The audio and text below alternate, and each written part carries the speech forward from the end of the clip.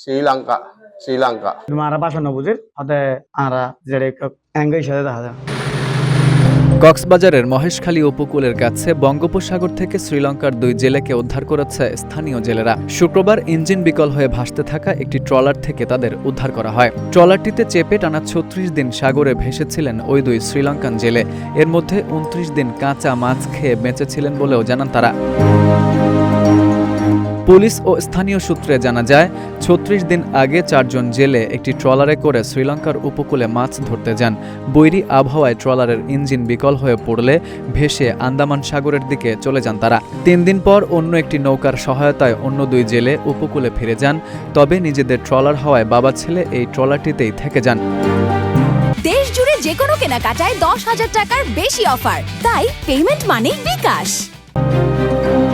7 দিন পর মিয়ানমারের কিছু লোক তাদের ট্রলারে উঠে দূরবীন, ক্যামেরা সহ মূল্যবান সামগ্রী লুট করে নিয়ে যায়। এক পর্যায়ে ট্রলারটি ভাসতে ভাসতে বঙ্গোপসাগরের মহেশখালী উপকূলে এসে পৌঁছায়। যাত্রা শুরুর 7 দিন পরই তাদের মজুদ খাবার শেষ হয়ে যায়। এরপর টানা 29 দিন ধরে তারা বড়শি টোপ হিসেবে রাখা খাবার ও সমুদ্র থেকে ধরা কাঁচা মাছ খেয়ে বেঁচেছিলেন।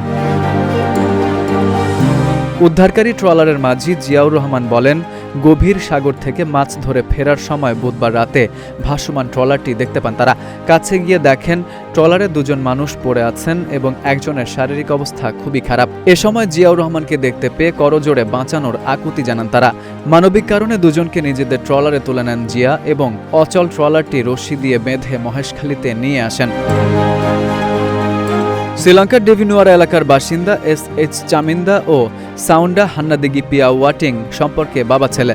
পুলিশ জানায়, উদ্ধার হওয়া 2 জেলে ইশারায় তাদের পরিচয় দিয়েছেন। তারা জানিয়েছেন দ্রুত দেশে ফিরতে চান, সঙ্গে নিজেদের নৌকাটিও নিতে চান তারা।